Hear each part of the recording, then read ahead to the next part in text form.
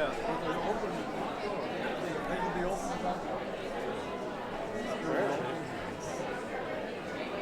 How's it going? No, they just have to shut the deli down. Pile up Hello, the dishes. indivisible.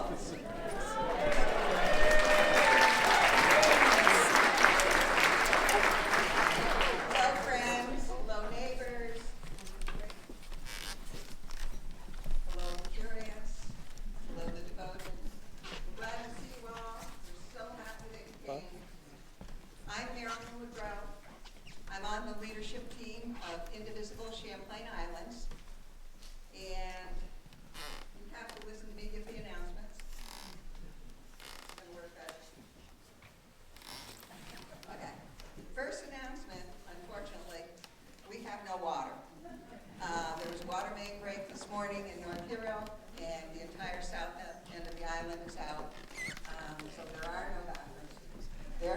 There is a portalette, very frigid portalette next to it. And I'm sorry, that's the best I can offer you. We tried to get the message out to as many people as possible. But that is that story. I know that we're all excited about getting to the speakers. I'm going to be as brief as possible. I do have a couple of things that I need to talk about very quickly.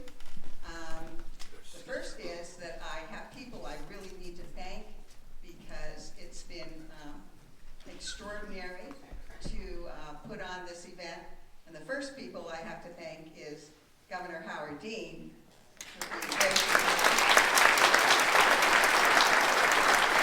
to give us some time on a Sunday afternoon, and Joanna Grossman, who was instrumental in helping us connect with Governor Dean, and she's also going to be speaking to us in a couple of minutes, but I want to thank both of them.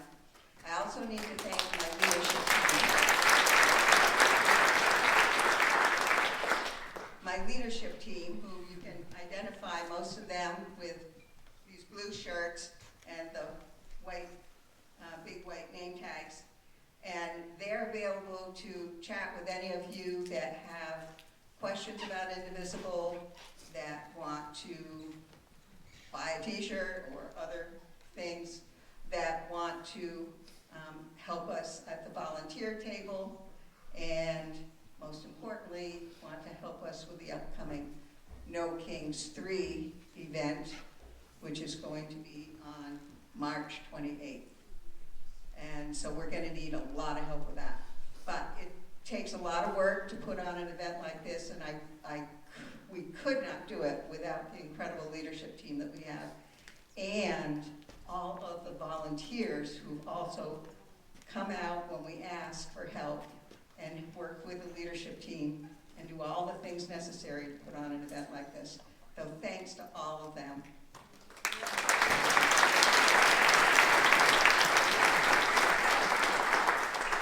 I also want to thank our members who help us with their financial donations, stuffing things in our donation jars and signing up on our Act Blue through our website to make donations and allow us to have the funds to put on an event like this, because obviously it costs money to rent the hall, we have to buy insurance, all kinds of things that are required to put on this event. And our members, when our funds run low and we ask them, they always step up and replenish us. The only money we have comes from donations from our members. I'm waiting for George Soros to send me a check, but so far no. And then the other people I need to thank are the membership of Indivisible Champlain Islands that speak up, they stand up, they show up. Whenever we put out a call to action, they are there behind us. When the leadership team says, we have to do this, you guys are there, and it just is amazing. The dedication of this group is wonderful, and I have to thank all of you. And then the last group that I have to thank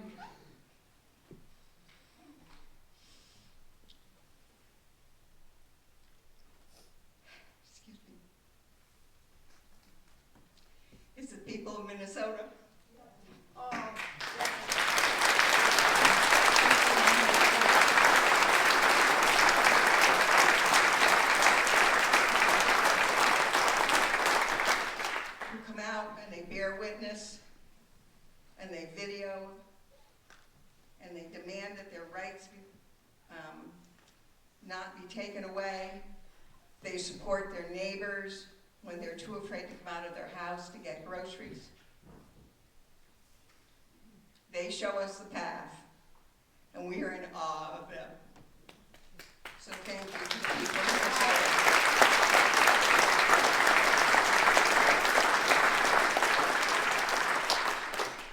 For those who are not familiar with indivisible Champlain Islands, we're a group of islanders. We're neighbors, we're friends. There's about 400 of us so far, and we're growing our group all the time, and we're hoping there's some people here who would like to find out about joining us and may be interested in helping us in our task. We come from all different political viewpoints. The one thing we have in common is the anger and the disgust at what's happening to our country right now. We joined with the National Indivisible Organization so that we could join that movement to take a stand, protect our rights, defend the Constitution, defend the rule of law, and defend the well-being of the people in this country.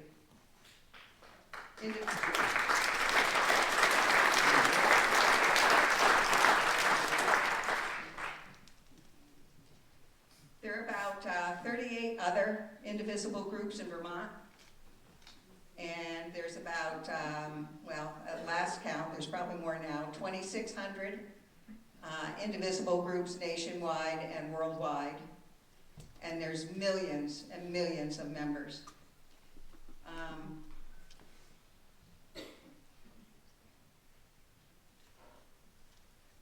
So we joined Indivisible because they give us the tools and the guidance that we need to accomplish the task we have set out for ourselves. And the task is to fix this. And we will. So many of you may think of Indivisible as the group that organizes the big mass mobilizations like Hands Off and No Kings and Ice Out, and they are that, but they do many, many other things. That's just the tip of the iceberg. We are working constantly in ways that are less seen, but even more effective. We're educating voters. We're putting pressure on members of Congress. We're working on Get Out the Vote campaigns. We work to expose the lies and shine light on the truth. We support the legal actions that are necessary to rein in this regime. We pressure businesses that are enabling this regime to stand up and fly right.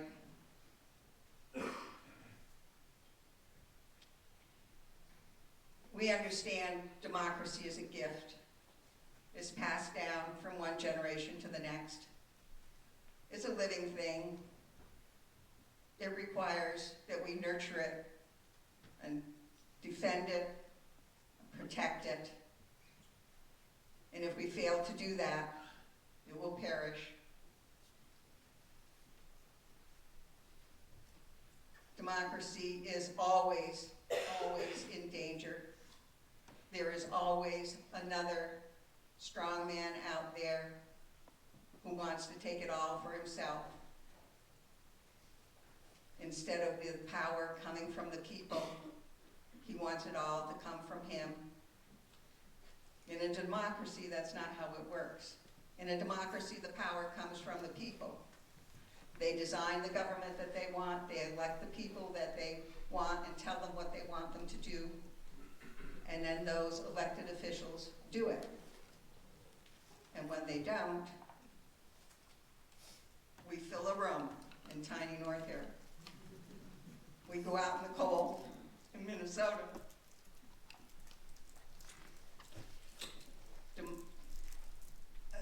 Modern history is littered with the corpses of democracies that have died. War II, after World War II. It's ongoing. If anything, it's picking up pace. And we know that our democracy is under attack right now.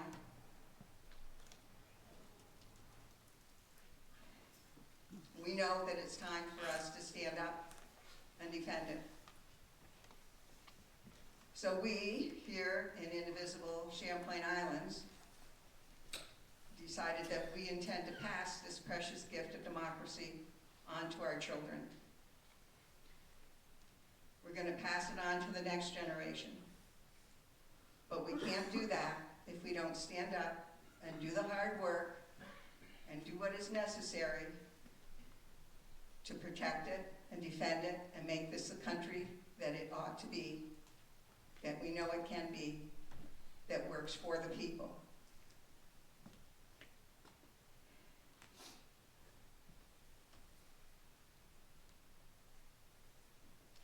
So when we talk about the people, that's us. That's us right here in this room. And that's what we're doing here today. And any of you that would like to join with us, we have a sign-up table in the back of the room. Any of you that can take another step up and help us in another way with our volunteer efforts, we have tasks large and small that we need help with. We have tasks that are one time only, or several times a week, or once a month. Whatever your skills are, we probably need them. We have people at the volunteer table at the back of the room that would love to chat with you after the speakers and help us with that. One of the big things that we're recruiting for right now is the No Kings 3 committee or team to help us organize the event for March 28th, because that will take a lot of work, obviously. So now, I'm going to stop boring you. I'm sure I've forgotten something. Everybody told me all the things I was supposed to say. Don't forget to tell them this or that. I might remember later and come back. But right now, I'm so excited to introduce our first speaker, who's Joanna Grossman. And she is a veteran with Indivisible.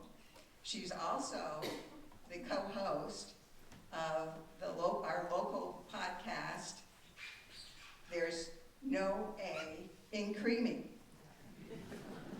And you're all going to find out.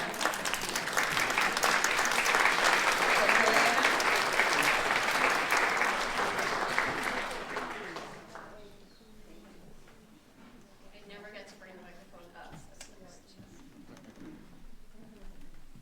Hey folks, thank you so much. And thank you for that amazing introduction. I am an Indivisible veteran. Actually, I'm so excited to be here. I mean, this amazing turnout for this incredible Indivisible chapter. Fun fact, this is not really what I'm here to talk about, but fun fact, in 2018 and 2020, I worked for a little startup called Indivisible, and we took the presidency away from Donald Trump, and we're going to do that again.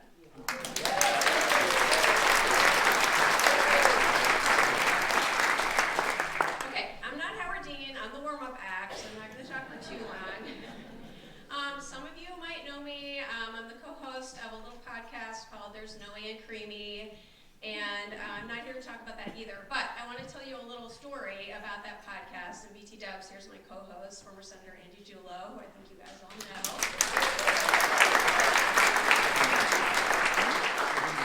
So opening day of the legislative session this year, Andy and I went down to the State House to record a bunch of interviews. We did live broadcasts from the State House. It was so fun. And it was amazing. We did 4 back-to-back interviews, and it was great. You can hear them on our podcast. But what I really want to tell you about from that day is that when we were on our way into the parking lot in the beginning of the day, something weird happened, and we didn't get a ticket for the car, and so the arm of the parking lot just opened, and we drove in, and we were like, okay, this is going to be kind of interesting, and we got home, and so we had all this sound equipment and stuff with us for the podcast and stuff. And so we're on our way to get the car at the end of the day, and we're trying to figure out, okay, how are we gonna get out of the lot? And we got out, obviously we're here, we made it. But, Andy and I are talking, and from Chittenden County, and we were joking around that like, well, I could walk across the street to the State House and ask any one of our 42 delegates from Chittenden County to give me a ride home. But Andy couldn't, because there is literally nobody from the State House representing the islands. And that is not okay, and that needs to change. Just want to get that bug in your ear.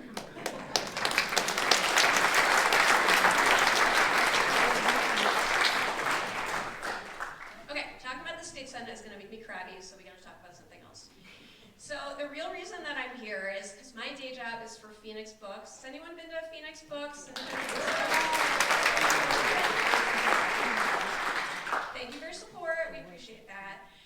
So you've already heard that I'm in politics, and I've been a campaign manager for a while. That's how I got to know Andy. And after the 2024 election, I was like, okay, I need to take a beat and do something else for a little while.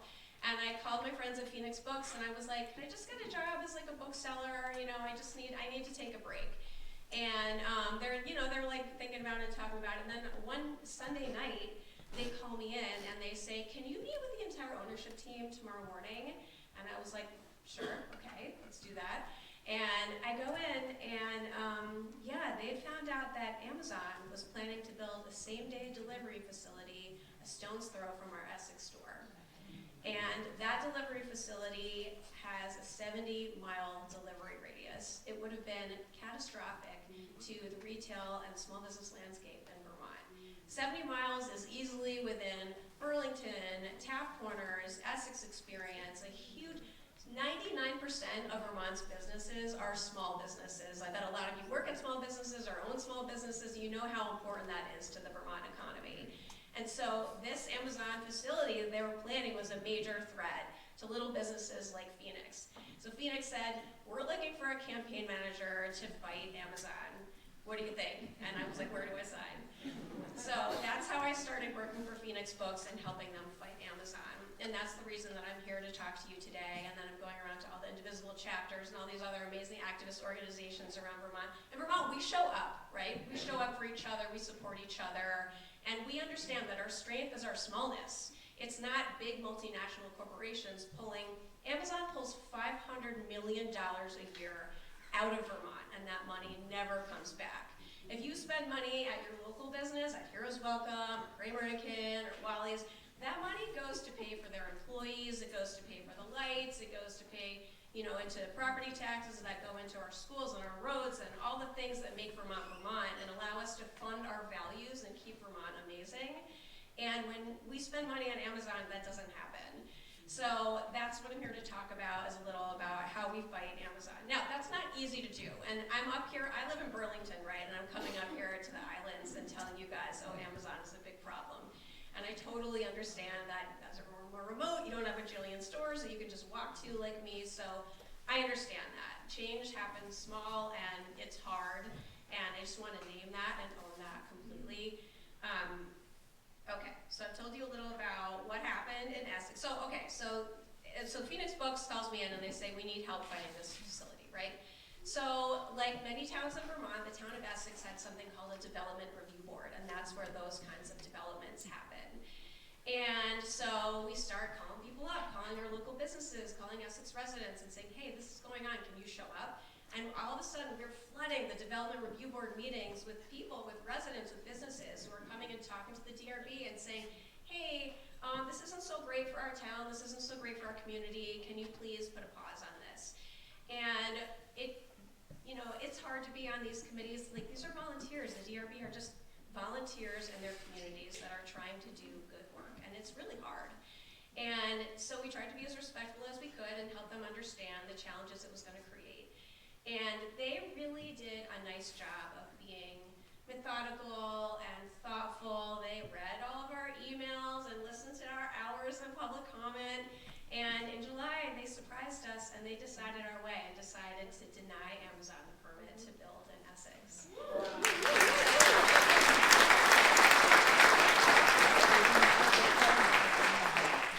It's really amazing. Like, I've run a lot of campaigns that I'm really proud of, but to be able to win one off the biggest campaign, the biggest company in the world, felt pretty good.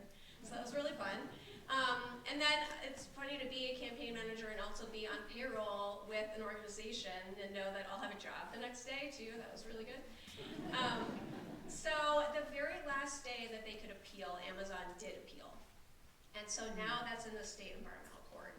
And there are two groups that are trying to sustain, there's like so many double negatives in this, there's two groups that are trying to sustain the denial of the permit to Amazon.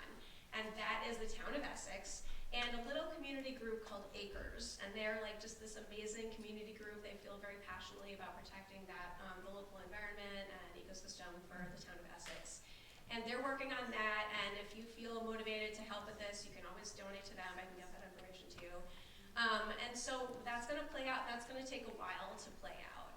And so at Phoenix, what we're really trying to do is talk to folks about why it's so important to invest locally. And we talk a lot about something called the multiplier effect, and I sort of referenced it earlier, but when you spend $1 on a Vermont business, it becomes $10 really fast, right? Because you're paying employees, you're paying your local bank, you're paying your landlord, which goes to property taxes, and just kind of swirls around Vermont.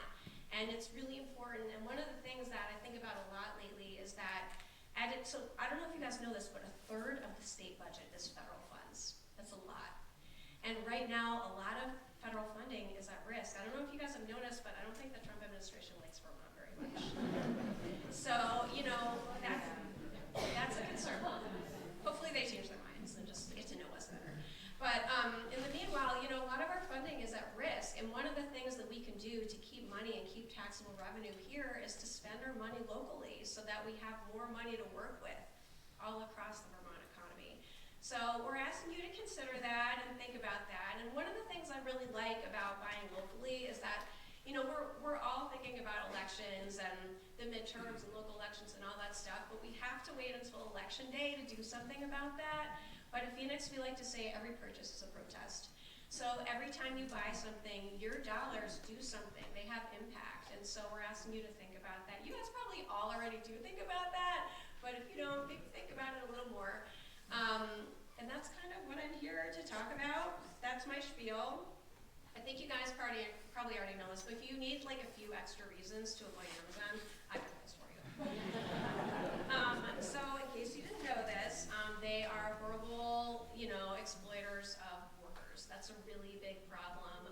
It's an incredibly dangerous place to work. Senator Sanders did an extraordinary report all about how it's the most dangerous employer in the country. They've had more workplace fatalities than any other company in this nation's history.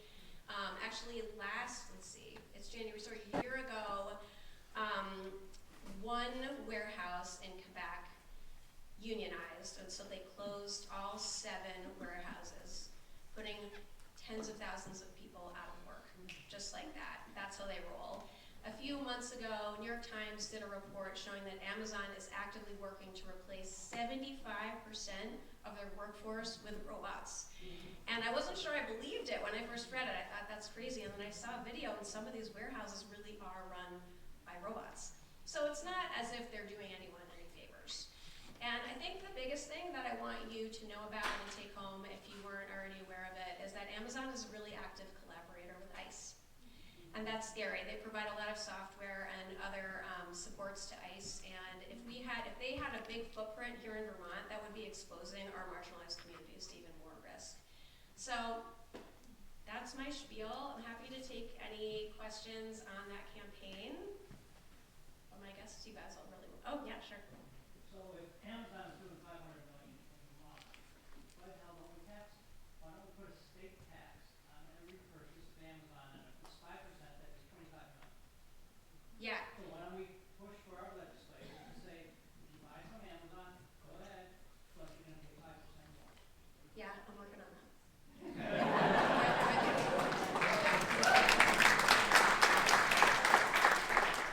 Yeah. Anyone else? Let's talk after class.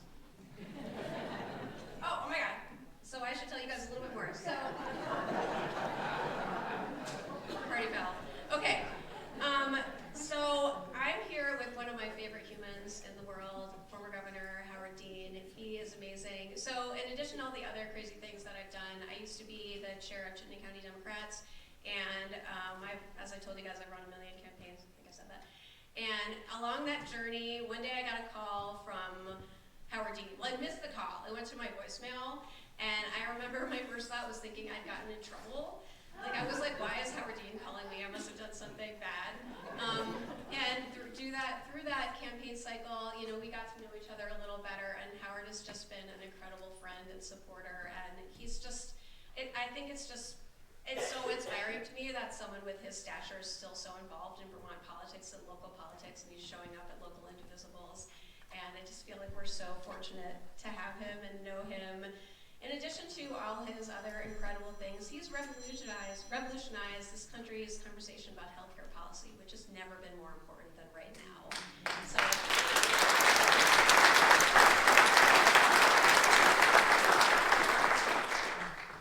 he ran for president. He's our former governor. Here he is.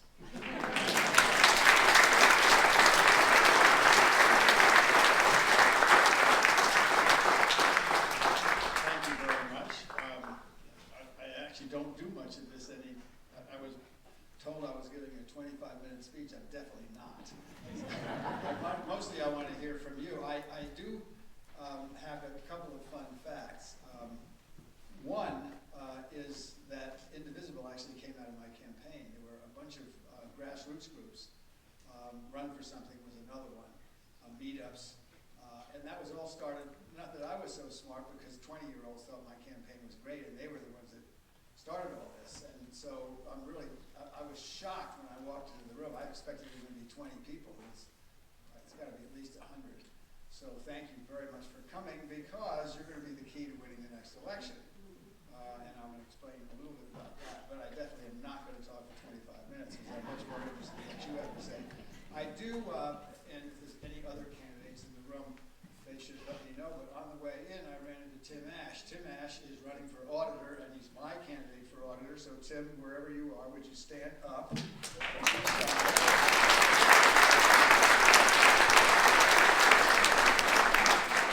reason I'm supporting Tim Ash is because auditor actually does matter, and there are not many people who have been auditors who can actually explain what the auditor's office does. Tim's worked there for at least 4 or 5 years. And he also, I saw him on television one night explaining the complex problems that the auditor had, and he explained it better than anybody I ever saw. So not only is he good at his job, but he knows how to explain that to the rest of Vermonters. So Tim, you got my vote, and I hope you get all these people to vote too. And are there any other candidates that I'm going to get in trouble if I don't introduce? No, not yet. Well, we'd like to have some more from Grand Isle, because I think it's horrible that Grand Isle doesn't have a single person in the legislature anyway. That is really not right, and I blame the redistricting people for that, because they at least ought to redistrict the place so you can get a House member. Okay, so I'm going to talk a little bit about grassroots politics, and then we're going to talk about whatever you want to talk about. Obviously, we're in a lot of trouble in this country. And the stuff that's going on in Minnesota is disgraceful, but this is going on in a lot more places in Minnesota. And so we can talk a little bit about what we're going to do in Vermont, but what we really have to do is talk about how we're going to win races. And if you've looked at the polling, Trump is in trouble now, but the Democrats are in trouble too. And Trump didn't win because everybody loved Donald Trump. They won because they were sick of what was going on. And I think that's our fault. And I think it has a lot to do with the way I'm not a big fan of what goes on in Washington.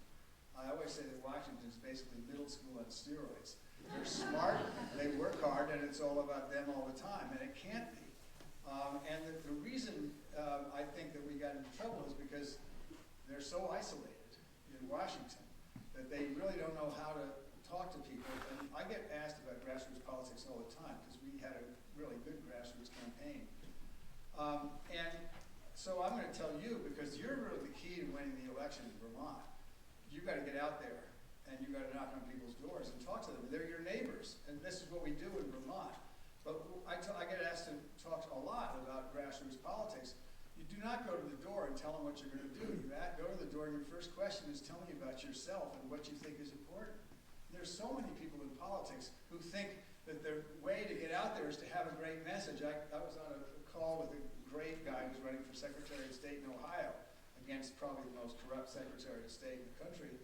And everybody's saying, well, what about these great books by these professors that tell you how you've got to get out and give them a message? You do not have to give them the message. The message is if you care enough about what they think, they get the message. That here's somebody who's a candidate running for office who cares about me. If you go up and say, this is why I'm running, and this is a big problem, and why should you put up with this? That's fine, but you never get to what it is that makes them go out and cast the ballot. So I'm expecting a big turnout because the country's in trouble, and I think most of the people are going to blame the president, because they always blame the president when the country's in trouble, no matter which party they're in. But if we want to win, you're going to be most effective, because we're going to win in Vermont. I mean, Vermont is either the lowest Trump support or the second lowest of any state. Hawaii might have nosed us out last time, but the time before that, he got 30%. This time he got 30.1% in Vermont. So we're not going to have a problem in Vermont, but we are going to have a problem making sure we get legislators down in Montpelier and auditors who care about us. And I think that is the failing of the Democratic Party, is we do not convey that. Here's our platform. Vote for us. That is not enough. Our platform has to be you. When we go to the door, our platform has to be you. I ran for the House about 600 years ago. When did I run for the House? 1982, maybe, or 4. It was 84, because my daughter was born in August of 84, and I was running for the House. And I was practicing as a physician. I was in Ward 2 in Burlington. I used to drive I'd plot out where I was going to knock on doors, because I knew if I went home, I'd find an excuse not to go out and knock on doors. It is really hard to do this. Everybody is not built to knock on doors. But what I discovered, knocking on every door in my district twice, is that if you get people talking about themselves, all of a sudden they're going to talk to all their neighbors about you. If you go out and tell them what you're for and what they should be for, they're really not that interested in you. And so I'm going to say this about 8 more times, because I think that there's a lot of training that goes on about grassroots politics, and you've got to get out, and you've got to, and it is true, you should never leave a door without leaving a piece of paper behind you if you're running for the candidate that you're supporting, because they need to remember your name and so forth. And there are points that they care about. But what they really care about is seeing who you are and seeing how much you care about them. And I think that gets lost when we do these great big canvases and we want to knock on doors and explain to people why we're pro-choice or why we're pro-education or why we shouldn't have Amazon, which I happen to agree with. And by the way, you are supposed to pay sales tax on that stuff, but it's a voluntary one. If you tax the corporation directly, and we kept track of the sales, we'd have a much better collection rate. So it is law. I mean, it is the law that they pay. We all pay sales tax, but I think it's probably ignored in a lot of cases. So that's the real point. That's the most important thing I'm going to say today, except to vote for Tim Ash, of course. But the most important thing I'm going to say today is when you wouldn't be here if you didn't care enough to get what's out there and knock on doors for whatever you believe in. Don't explain what it is you believe in first. Find out about who you're talking to. Not because it's clever, which it is. It's because their investment has to be in you, not just about the issue that you're talking about. And sure, you're going to know people in your town who are going to be with you, and you can knock on doors, and you don't have to go through a big song and dance with it, because this is Vermont, and you're going to know a lot of people whose doors you knock on. But remember, what you're selling is you, yourself, and the best way to sell yourself, whether you're actually selling another candidate or you're running yourself, is to care about people. And there are so many politicians who, even young people who are doing grassroots politics, some are trained really well and some aren't. And they'll go and they'll explain who they are and what they believe in. That is not what people care about first. They do care about it. What they care about is, do you care about me? And I had plenty of people who were anti-abortion who voted for me, and they knew where I stood. But the first thing I asked them about was not abortion or what they should do or shouldn't do. The first thing I asked about is, what do you care about? Turns out that most people who are anti-abortion are pro-school and pro-education. So why not talk about that? And you'd be amazed at what, this is one of the problems with the structure of politics in this country, which I'm still involved in on the data side, is we have tables about what everybody cares about in the country.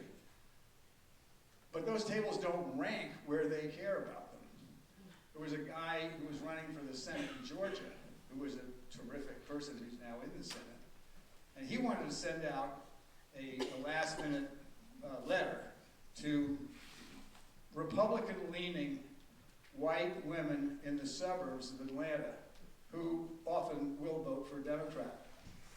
And they wanted to send out a pro-choice letter.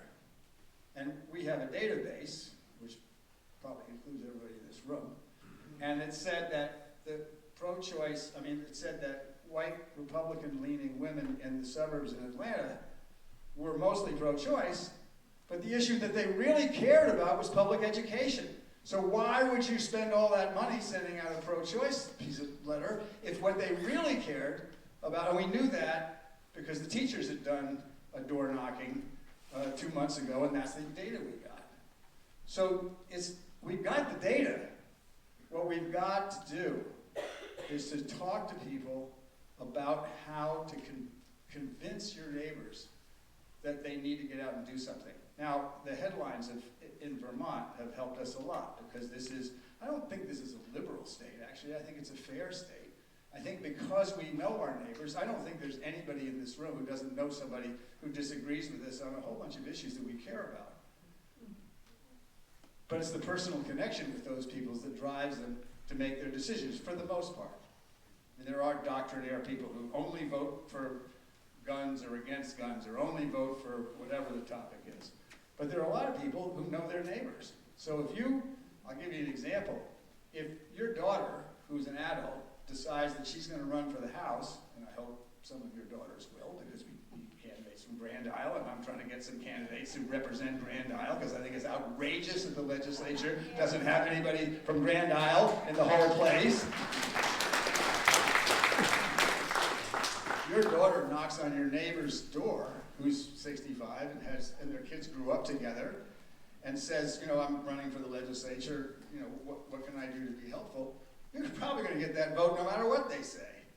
Because what they care about is, this is a little girl who I watched grow up, and now she's an adult, and my daughter is her one best friend or a close friend. I'm going to vote for her.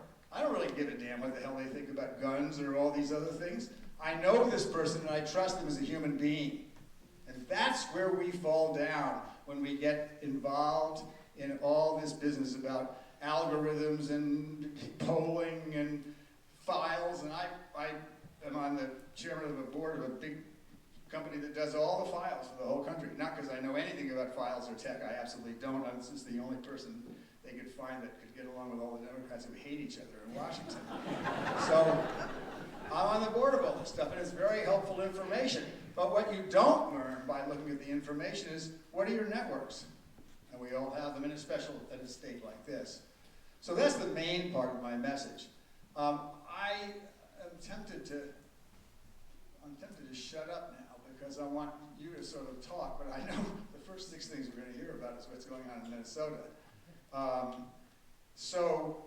Let me say a little bit about this. I alternate between despair and optimism, as probably most of you do. I spend a lot of time doing all kinds of interesting things after I left the governorship. Running for president was only the first, which was very interesting. But I also spent a lot of time teaching foreign policy. I spent a lot of time in a lot of countries, Ukraine being one of them, because that was one of the things that, as a presidential candidate, people know who you are, and I worked with a group called National Democratic Institute, and my job was to go around to hotspots around the world and talk to a variety of potential people in governance. And what I learned and thought about for a long time is the similarities that we have with so many other countries that you think you don't have any similarities with. not democracies, or also were very young democracies. You found the same problems of politicians who would always put themselves slightly ahead of the good of the country and the good of their party. There was always, in almost every country I went to in an emerging democracy, there was always the guy from the West who spoke very good English and was very well dressed, and all the Western people thought he was just great. That should be the prime minister, all the people from the West who was funding all this stuff. And then you'd get the old communist apparatchik who was, this is how we're going to run it. But they did know how to run the country because they'd done that before. And then you get the guy who gets 10% of the vote but won't join the ruling coalition unless they're the prime minister. And if I can tell you how many people I saw like that all over the world. Politicians are a little all the same. They believe in democracy as long as they're on top. And it's a big problem. And the genius of democracy is not that we have better politicians than we have in any other place. It's that we can get rid of them more quickly when they go over the edge and think that they're more important than everybody else. I have now been converted, which is a very hard thing in this state, because we had, for Vermont, the greatest senator in the history of the country. I saw this on Vermont This Week, which I watch religiously, of course, on ETV. And they're talking about all the money woes. And I think it was Mark Johnson who was saying, yeah, it's a really big problem because we don't have Pat Leahy, who's on the Appropriations Committee, who could find a way to send $50 million to our state. Most states don't have somebody like that. That's really great, but guess what? Even though Pat Leahy was so fantastic and put so much great stuff in this state, I believe we ought to have term limits in the United States Senate and get these people out of there. I believe we ought to have term limits in the House. And I believe we ought to have term limits in the Supreme Court, which has lost its way and has become a corrupt body, which has forgotten that it really wants to win anything at all. I am disgusted with the Supreme Court of the United States. They are caving in with their crackpot theories of unitary presidency. We did fine without the unitary presidency, and I'd like to send those 6 justices that keep working on that stuff someplace they might be more comfortable, like Moscow, if they want a unitary presidency.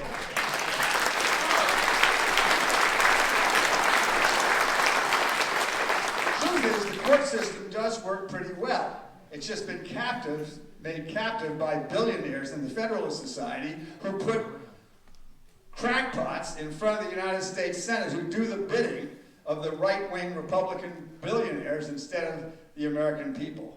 There have been some great Republican justices. One of the great Republican justices ever was Earl Warren, the former governor of California, who made it possible for everybody to go to school together in Arkansas.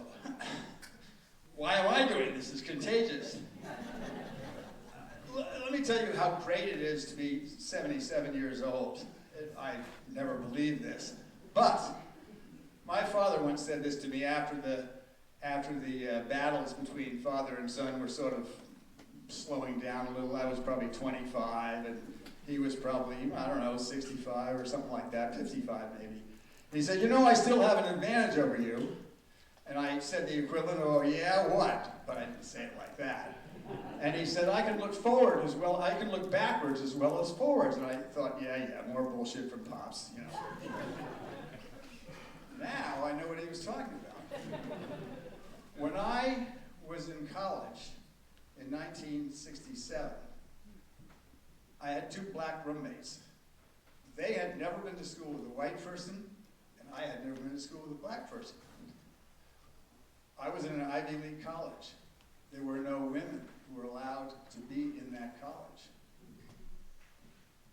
This country has changed dramatically. And one of the few things about getting to be 77 years old, you go back and you look and say, wow. Think of Ike Eisenhower, a great Republican, who sent the army into Arkansas when the governor was putting the National Guard, guard in front of schools so black kids couldn't get into the schools, despite what the Supreme Court ordered. This country has a great history of moving forward. It has a great history of sliding backwards, too.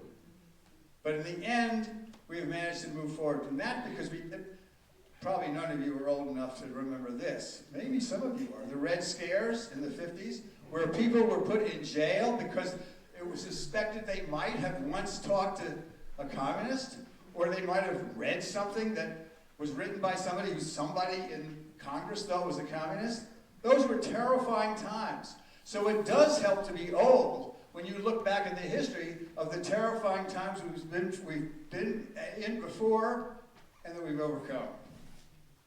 So we should be scared to death of what's going on. These are not good people, and the Republican Party has been taken over by crackpots who are, and the problem is the other Republicans are afraid of the crackpots, which is why you need term limits, to get some people who are Republicans who are not afraid of the crackpots.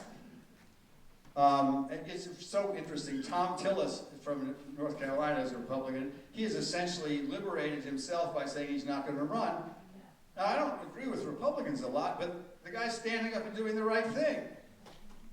So that's why I'm for term limits. I don't think it wouldn't help Vermont, because we don't have problems like this in Vermont, or at least we haven't for a very, very long time, not in my memory.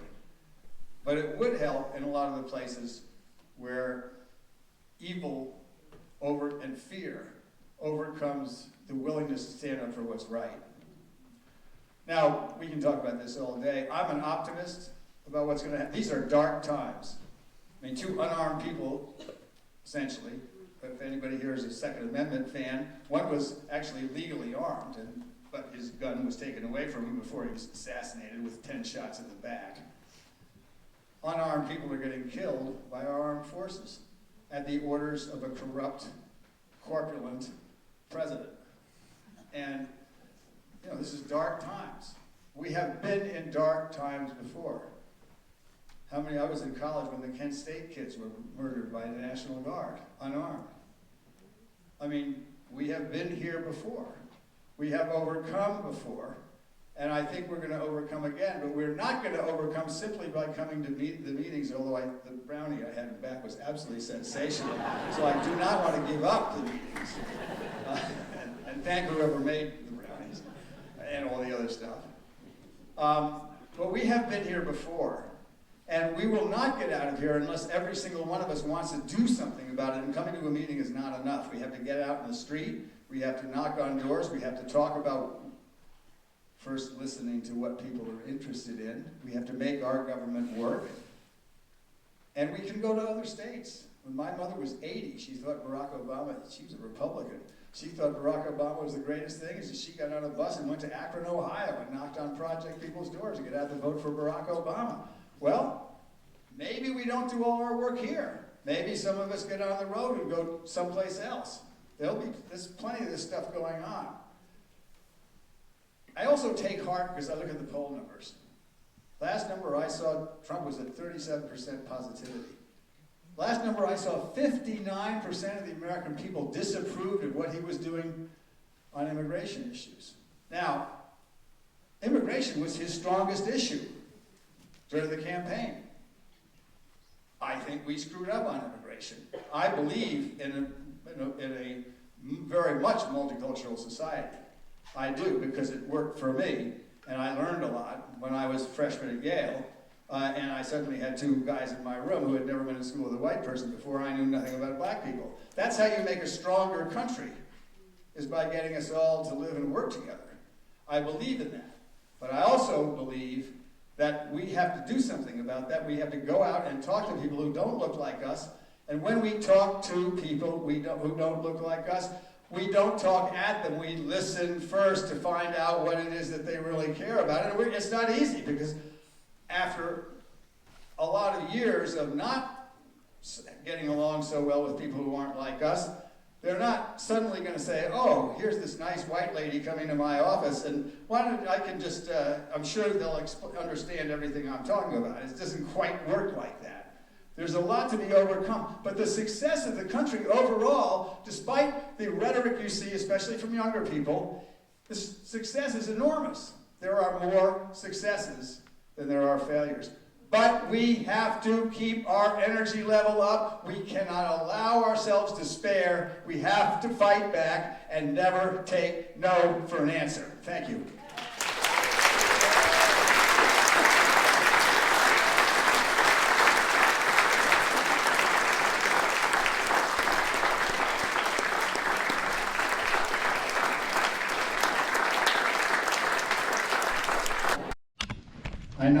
at all at the postcard, because you can tell it get a little.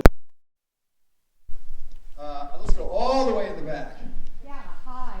What are your thoughts about non-violent civil disobedience?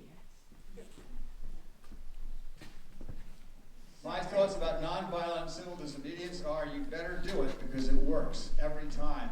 The trouble is, people are going to have to put up, with a lot of pain and having the hell beat out of them. But it's incredibly helpful. And it seems totally unfair, but it is really effective.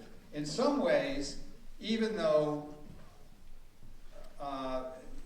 the right wing is trying to make the people in Minnesota out to be whatever they say, big gangsters and all this stuff, people don't believe it. They don't believe it. And so I think nonviolent civil disobedience is incredibly important and helpful.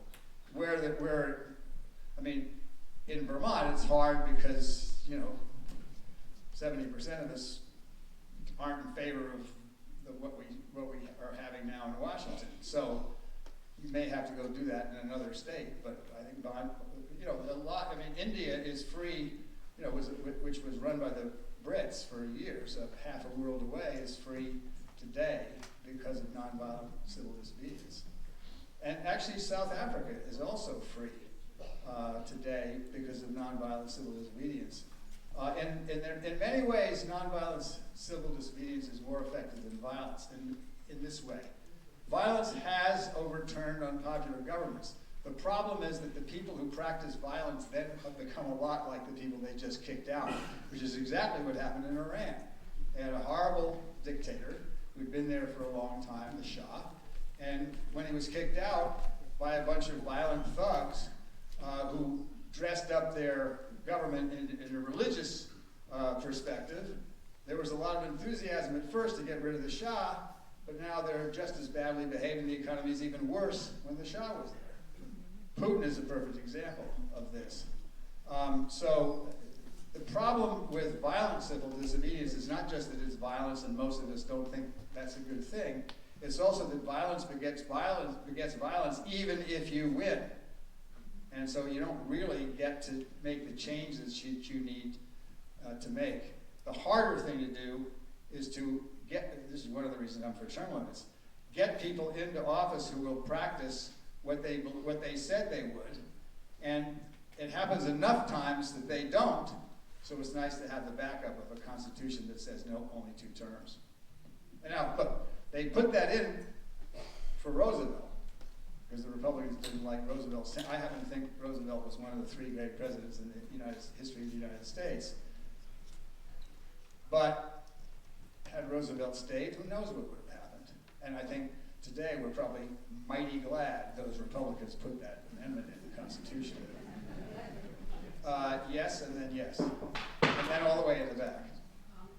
How do we harness and control the anger that we have, wholesale anger, at parties, states, certain Republicans, for example? It's very difficult for me to vote for a text right now, or see Ted Cruz and try to have a conversation with Ted Cruz. So a lot of it are with the action general.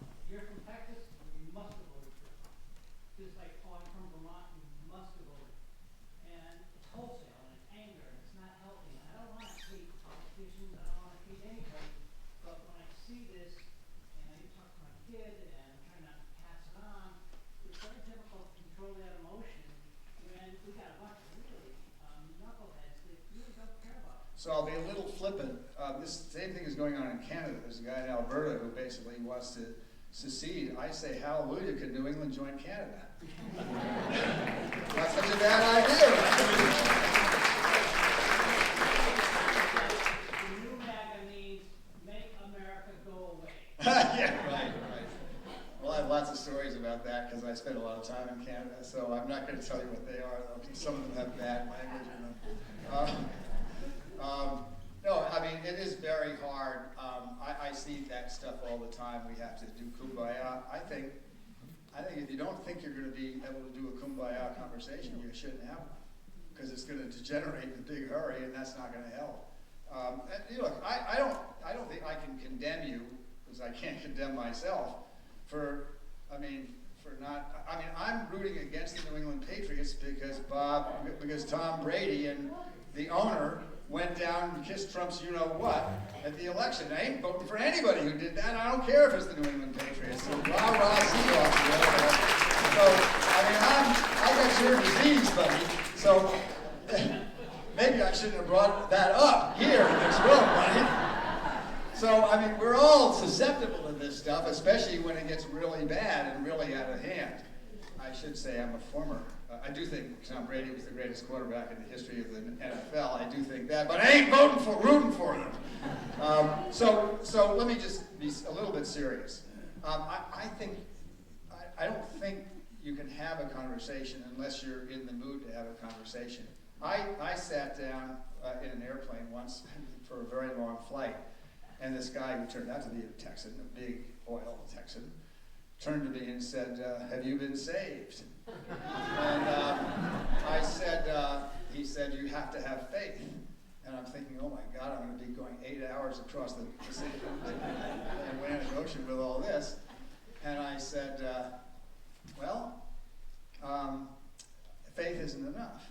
And he said, no, it's faith and so will set you free or something. And I said, well, John 3:17 says, faith without works is dead.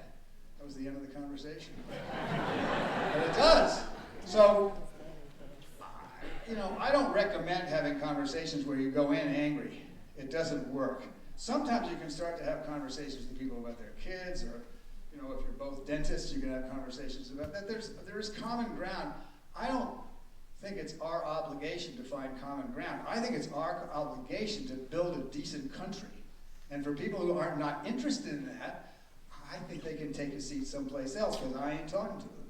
And it's not because I hate them, it's because I don't think anything constructive is going to come out of the conversation, and we're probably going to make things worse rather than better. If they really, and you can feel them out. You don't have to shut off anybody who might have a Lone Star on their, binder in front of you. But, if they want to talk about football, fine, unless you feel like I do about the New England Patriots. But if they hit you up on your religion, shut them down. I don't think I wouldn't be rude. I wouldn't use profanity, but I'd just say, I don't talk about this stuff anymore. I'm glad to be at that. Yes. And then I promised in the back, I'm sorry, yes. Electing people and putting restrictions on terms is helpful for the people who are actually in those offices. And as deplorable as someone like Trump is as just a human being, how do we call account by the people who are advising him, like Steve Miller, who's affiliated with Richard Spencer, Charlie Kirk, and was mentored, if I'm not mistaken, by Senator Tillis? How do we bring those people to accountability? The only way to do that is through the ballot box. And if you have to go down to North Carolina and get the vote out, I have plenty of friends who do that, or wherever. I mean, you can't do much about Stephen Miller, although I think Stephen Miller is doing a lot more harm to the Republicans than he is to the Democrats right now. Look, most people don't want to live in an atmosphere of hate. They just don't. I mean, they get all cranked up and they do hate, but they don't want to live that way. And the hate that's coming out of the White House is so incredibly intense, and it's not just Stephen Miller, it's all of them, virtually all of them. And people are not stupid. There are plenty of people who probably voted for Trump and might even do it again because they had other reasons to do it, but they don't like it. For the most part, they don't like it either. You have to be pretty racist to think that Trump is a good president. I mean, it's just incredible to me. And I don't think he's going to get away with it. And that's why the early question about fixing the elections and watching, we're going to have to be really careful of that. But, most secretaries of state in this country are honest, and that includes Republicans. And I don't think most people, this is the strength of a democracy with 50 states. Elections are run by the states. They are not run by the feds. And every time Trump issues an executive order and it's about how to control elections, the courts say no. And now it hasn't been to the Supreme Court yet, 6 of which seem to be in Trump's employ. So I'm worried about that. But we still have a pretty diverse government that is pretty powerful from a state-to-state basis. And I mean, how can if this were a very large centralized autocracy someplace else, the different provinces in Russia don't get this kind of buy. They don't, I mean, if Putin doesn't like it, it doesn't matter if you're in a town with 6 people or you're in Moscow, you're going to get the same treatment and get thrown in jail. It hasn't happened here yet. I actually don't think it's ever going to happen. I think there's too much strength in this notion that the states are allowed to having broad latitude over what goes on. I was very interested to see the Second Amendment people be outraged about the fact that the second guy that ICE murdered, was legally carrying a gun. And then the Trump people said, he was going to assassinate, he had a gun. He had a legal weapon. That's what the Second Amendment people think is important. Now get back to your question, there's a common thing you could have, a common discussion you could have with somebody.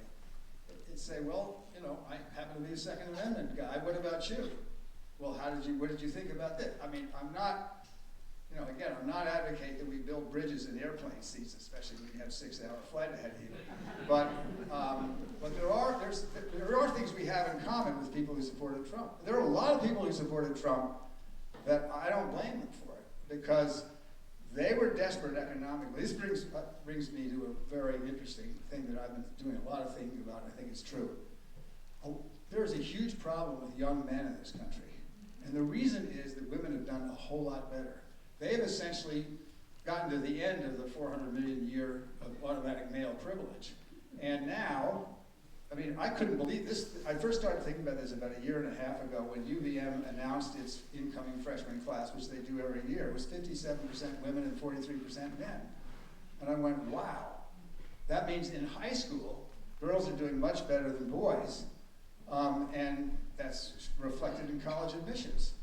Now, there's a lot of reasons for this, and we can debate all this, but this is a really concerning thing. And you've read about all this stuff in the papers about, and all these crazy websites and whatever, I can't remember what they're all called, but the celibates or the incels or whatever they all are. These kids are lost. And they're not, and so what they're doing is doing what lost people do. They're angry, they don't know what to say, they don't know what to do, they don't know how to deal with their feelings. We got a lot of work to do on that one. We all do. And so that's a major, major issue. And that stuff helped Trump, because young people usually vote liberal. This past election was much, much closer. Well, I don't approve of what a lot of the young men are doing in response to this, but it's a major problem, and it's a major group of people, and most of them, yes, there are people who take advantage of that and are manipulators and so forth, but they couldn't be manipulators unless they had somebody to manipulate. So we better look at the reason that these kids are easily manipulable, and we're going to have to do something about that. And there's lots of other issues about that. I mean, the fact that people can't make a decent living working on an assembly line anymore, that's pretty tough. That means we're going to have to pay more for our cars. Well, we don't want that. Well, we're going to have to do something, because if you can't make a living working with your hands and working in honesty and doing overtime, it's like Amazon. Well, the best thing to do is keep Amazon out of Vermont, I think, but you got to do something. This isn't going to fix itself, so we're going to have to change. And these are things we have to own that. As even if you're not a Democrat, if you are a Democrat, if we're Vermonters, we have to own that. Because we have to make the country work for the people who it's not working for right now. And we are having trouble doing that. Trump is obviously not the answer, because he's, all the gazillionaires are buying him off with $300 million East ballrooms. I can't wait to go down and see what the White House looks like. So Trump has never successfully built anything in his life, believe it or not. I got lots of stories about him, because I grew up in New York, so I know a lot about Trump. Anyway, okay, next. Somebody, yes? Thank you for being here. I try to be optimistic, but when I see we need term limits, we need to get the money out of politics, Yep. the dark money, the corporate money.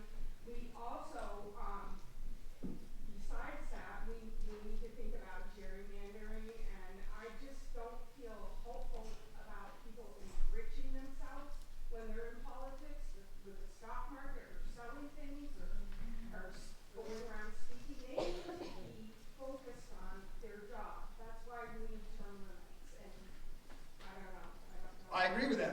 doesn't mean, when Franklin Roosevelt was elected at a time of even greater despair in this country than we're in now, if you have, parents, you're not likely to have parents alive now that went through the Great Depression, but my grandparents went through the Great Depression. It was pretty awful.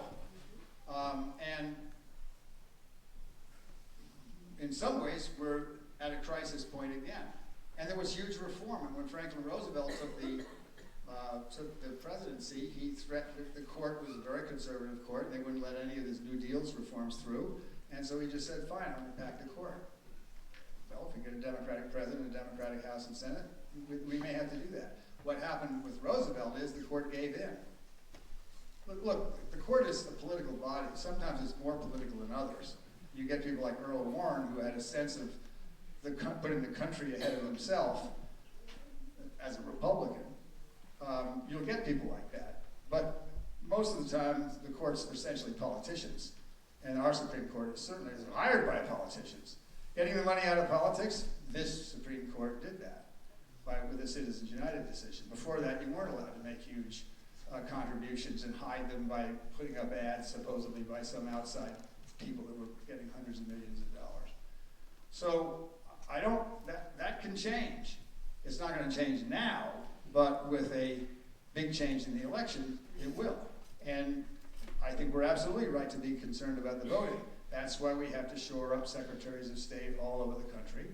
That's why we have to maybe even go and be observers in other states, because I don't think we're going to have a problem here.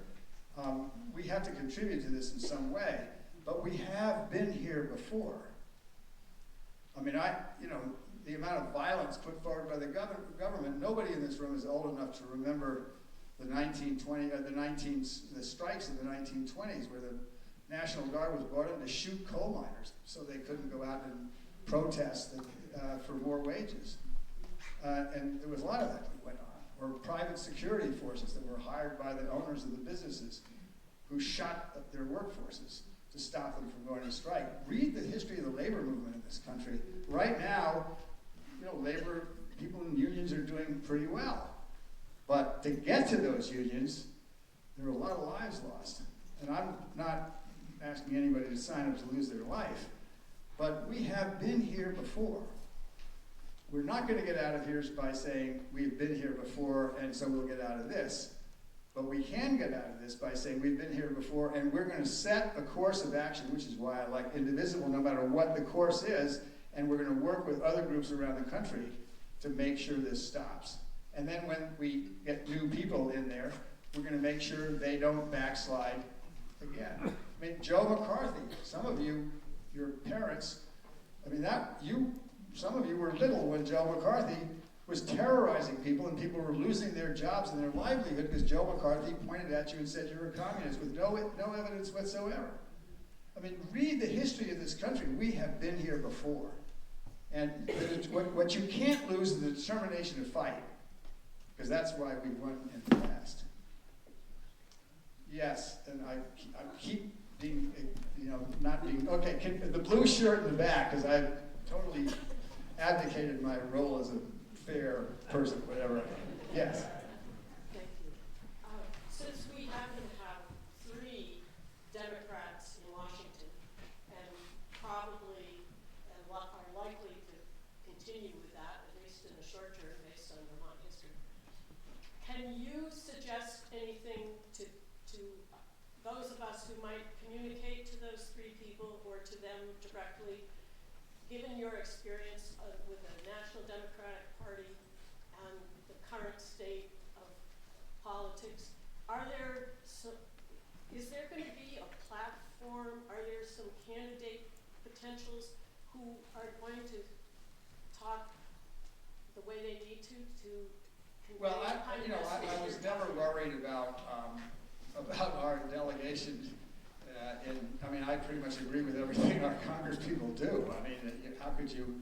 I'm sure there's some things I could find that I don't agree with, but so I'm not worried about how our people vote down there. I think they get the message. 70% of them want to.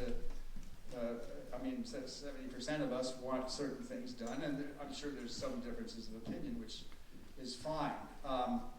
I think the play is probably to look at other races that are really close. And there are a lot of them. There's 3 or 4 races in New York State where we should win those races that are currently held by Republicans. Or you can do what my mother did and go to Ohio or someplace and work in a race there in a congressperson that you like. Don't sign up just because you like what the person says. It would be helpful if they have a shot at winning. Now, I don't want you to say, oh, they have no chance at winning, and therefore that becomes a self-fulfilling prophecy. But, I mean, there are people who are going to say outrageous things, and we're going to go, yeah, that's right, give it to them. And they're going to get 25% of the vote. I mean, we have to use our brains. I'm right now trying to figure out who I'm going to support for president. And I don't know the answer to that, but I can tell you who's on my list with some bias. One, I want it to be a governor, because governors have to make tough decisions.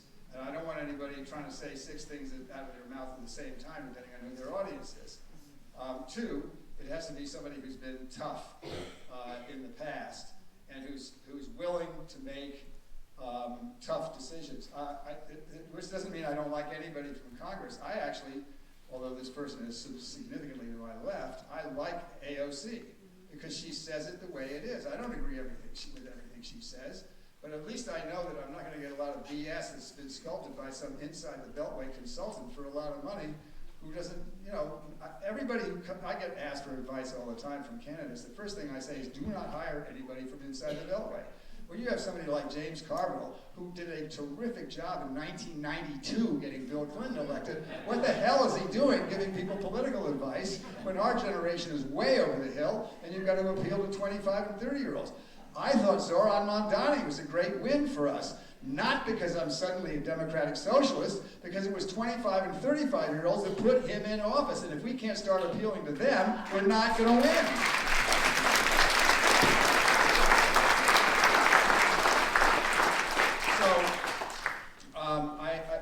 I agree. This is a wonderful state to live in.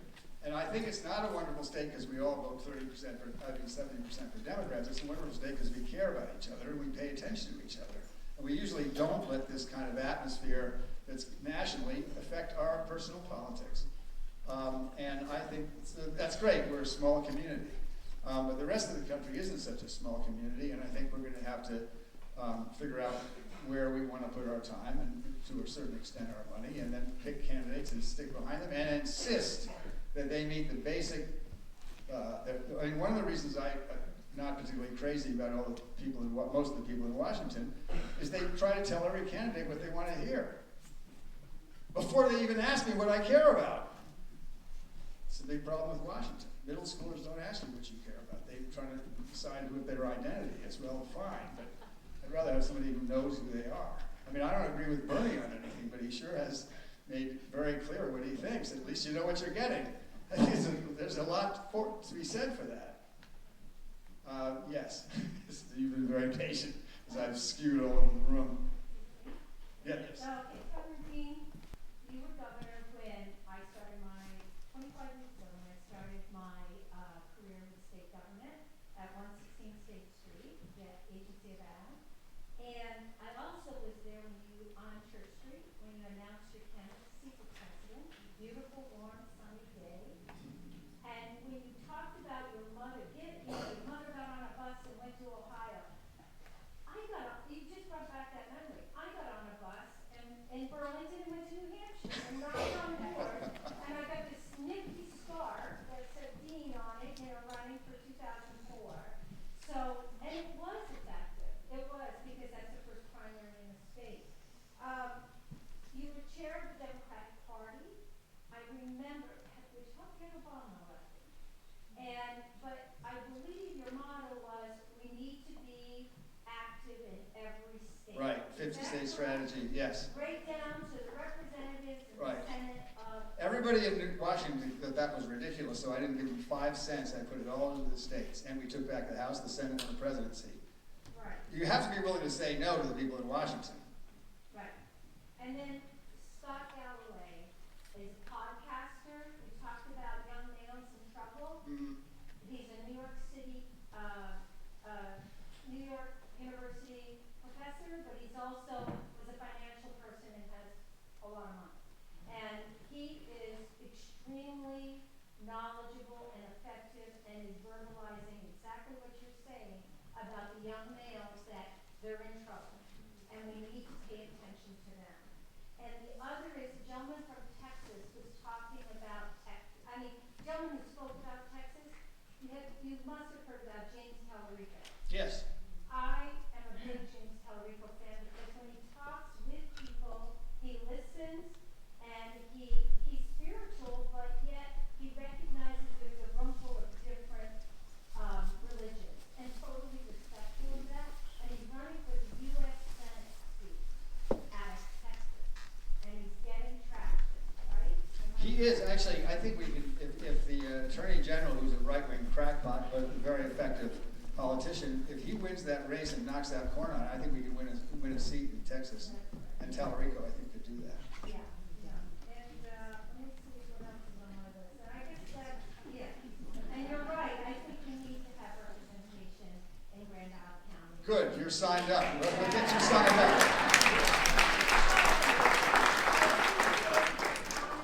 As a commentator for CNN, I really appreciated your comment. Yeah, I got it off that. Yes. Oh, sorry, we'll go you and then you. Well, speaking of representation in Grand Isle County, I saw when Governor Scott came out with his enough is enough statement the other day, and then the House put out a resolution that they support the sentiment behind that. I know our two representatives voted against that, and so I fired off an email to both of them, and I think everyone should. Well, if you think everyone should, I've got some people up here who can get you the signatures to get on the ballot. It's not too late. I mean, I'm not entirely kidding. Everyone should. Well, all of a sudden, you realize I'm everyone. You can't just say, somebody should do it. So, I'm just saying, somebody in this room should run for the House. It's hard. You got to raise a lot of money. You got to disrupt your life. You got to go to knock on doors, which is not easy to do. It wasn't easy for me to do. I think I said that instead of going home to see my newborn daughter and my wife from work, I went right to the doors I was targeting that day. And the reason I did it is I knew if I went home, I'd find 98 excuses why that wasn't a good day to go out. And if you keep doing that, you're not going to go out at all. This is hard. So I think somebody should run. And you just volunteered if nobody else wants to do it. All right, we're going to take that. On the same note, there's a lot of representation in Grand Isle County, especially with our neighbors north. As a small business person, we are actually seeing a lot of business. Our Canadian neighbors are not coming. We don't have the representation. Also, real estate. There are sales that are falling through. There are vacant homes where people from Canada are just not coming. They're not going to come to their homes. They're sitting vacant. We're having all these effects, and we have no representation. I hear like Plattsburgh working closely with Canada to, try and get them to come back. But we're sitting here, and we are like a pawn unto ourselves with no help. Okay, so let me make a suggestion, because this is a great example of where you can have discussions with people who have a strong disagreement.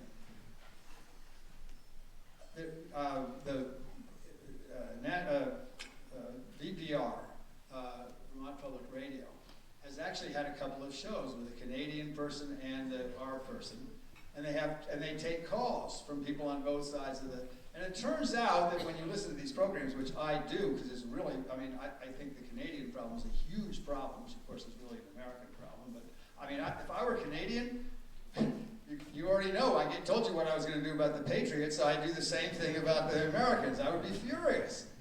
So, if I were a business person here or in the chamber or something like that, I would find 5 people who you know have been coming to this area for years, and even ones who own houses. I would try to go up and see them in Canada. And I would sit down with them and say, look, we totally understand this. We didn't vote for the guy. We think what he's doing is outrageous. But this strategy, while it might be great in New York State or Montana or someplace, it's not working here, and it's not working for either one of us. So why don't we see if we can come up with a solution that does work for us? I'm not asking you to go up there with a solution. I'm asking you to go up and hear how they can still stand up for the, I think, outrageous behavior of the president, and how they can still stand up and say that's wrong and it's outrageous, and then find a different way to do it. And maybe you won't get anywhere. These folks generally, the people that you know that have been here for a long time, the Canadians, they don't hate the people they know in Grand Isle. So that is a place where you could build a relationship, because they would like to have a relationship. And now I don't know what the answer is, because you have to respect their anger and their fury. I mean, how would you feel if Putin wanted to annex Vermont, right? We probably wouldn't do much business with the Russians, not that we do anyway. But I believe that most of the Canadians that are not coming to Grand Isle are not coming because they don't like the people in Grand Isle. They're not coming because they don't like something Trump did. And my guess is most of the people in Grand Isle didn't vote for Trump. So I would try to see if you can't find, there's got to be a fair number of people in this room who are connected in some way with businesses that have something to do with Canadians who aren't coming anymore. I would see if you can, even with 5 people on each side, see if you can't rig up some kind of a meeting and say, you're punishing us, we didn't vote for the guy, you're punishing yourselves. We understand that you have to express yourself in this way because you've been treated very badly. Can we do this in such a way that we can both make this work again? That your pride and your anger can be adequately reflected. I don't know what that is, but I bet there's a way. Because, oh, I've been tasked by, I'm now cut off. That's a good place to end, though, because it's a practice. No, we started out by saying if you want to change things, it's going to be up to you, not the people in Washington, or certainly not the court. Well, this is something you could do. This is a project that Indivisible could do. It's a small project that probably doesn't get a whole lot more votes, but it's good for, it's actually great diplomacy, because person-to-person diplomacy is usually more effective than diplomat to diplomat. So that's my suggestion. How you do it, I don't have a lot of ideas, but I bet you could get a group of people together in the islands who would have that idea. Thank you very much.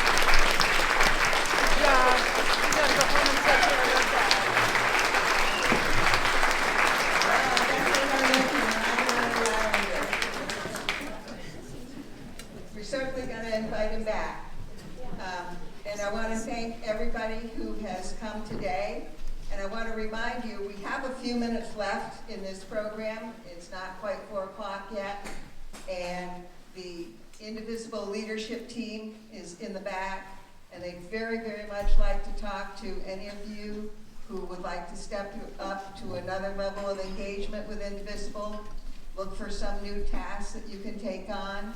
We'd also very much like to talk to people in the room who are not members of Indivisible and would like to maybe talk to us a little bit more about what we do. Maybe see if it might be a group you'd like to be associated with. And we'd also like all of you to go home and talk to your neighbors.